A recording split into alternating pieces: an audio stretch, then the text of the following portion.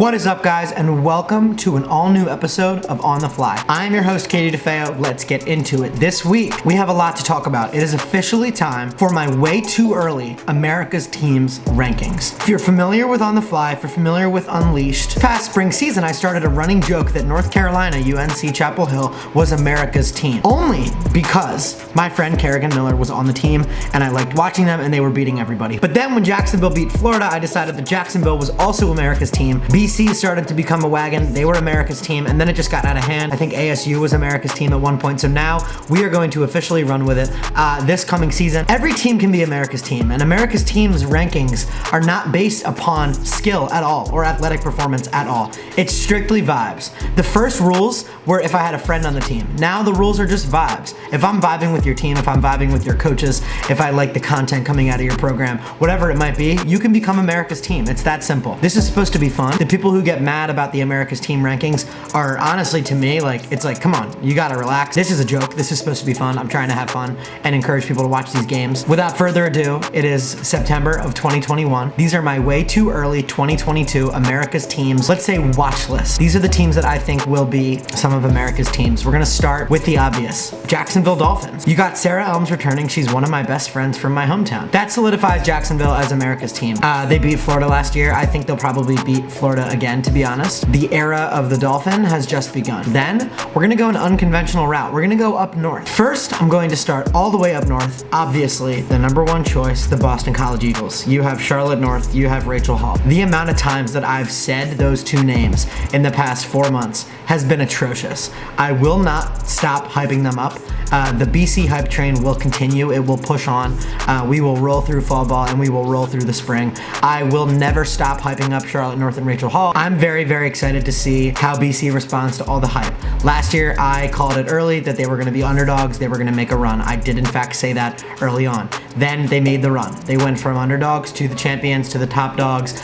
Charlotte came back for the 5th year. Rachel Hall is now a senior. That roster, just besides those two, is just absolutely loaded. So now we get to see what they'll do with all the pressure, all the eyeballs. They're one of the most high-profile women's lacrosse teams right now that I can even think of since the Maryland days. I think they'll rise to the test, but it'll be exciting to watch. They are obviously America's team. That's an absolute bandwagon. I'm rolling with the Eagles. Next, we head to Syracuse, New York, the Carrier Dome, where you will find Kayla Trainer and Kenzie Kent at Syracuse, a loaded roster.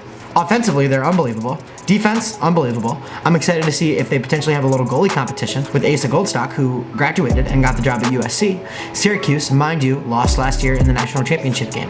That's gotta hurt. They have a poor taste in their mouth. Nobody wants to lose in a national championship game, especially to Charlotte North and the hype train. All summer, they've been hearing about Charlotte North. They've been hearing about Rachel Hall. They've been hearing about BC, the World Tour. Maybe they've had enough. I'm predicting that Syracuse is obviously gonna have a great year, but that's not why they're America's team. They are America's team because Kayla Trainer, she got an awesome head coaching opportunity at a top program at Cuse, and I honestly think that she is going to exceed expectations. I'm excited to see what she does, how she makes it her program. In one of their hype videos earlier this fall, Gary Gate was in the video. I mean, I think they're gonna keep him around in some capacity. I just like the vibes that are brewing up in Syracuse, New York. I love the Kenzie Kent hire. I think that's amazing. I think that's a step in the right direction for Cuse. They are a loaded roster. They have a lot of girls who experienced that loss last year, and I think it's still gonna resonate with them throughout the year. Also, shout out to Savannah and Delaney Schweitzer, who transferred there from USC. Those are my sons. Cuse, America's team. Next, we move out to West Point, New York, where you have another new coaching hire, Michelle Tumalo. Michelle Tumalo is the Noto family head coach of women's lacrosse at Army West Point. This is going to be a very exciting time for that program. I think Michelle's a great hire, obviously. I think what she did at Wagner, conference champions. At Oregon, that one year, they were electric. You know who else was there at Oregon that one year?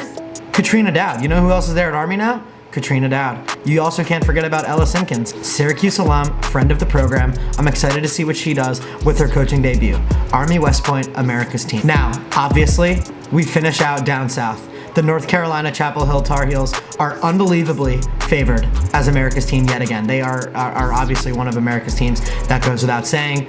They are the reason that America's team even exists. It brings a tear to my eye, to be honest, a little bit, because I just love UNC so much. Jenny Levy is back, obviously. That's death, taxes, and Jenny Levy at the helm of the UNC women's lacrosse program. Those are the three things that we are guaranteed in this life. You have Kerrigan Miller on as a grad assistant, believe it or not. I'm not even joking. So hyped. You have Andy Aldave, who transferred there from Notre Dame. I think that's a great move. I've touched on that before on this show. You have Taylor Marino returning in goal. I'm excited about UNC. I'm excited about their young roster mixed with a blend of senior leadership, of seasoned veterans. I'm also excited because it's not going to be this hype train, this 19-0 thing from last year. I think this team is going to experience real ups and downs throughout the season, and I think that's going to help them come tournament time. We touched on Jacksonville, BC, Syracuse, Army, and UNC.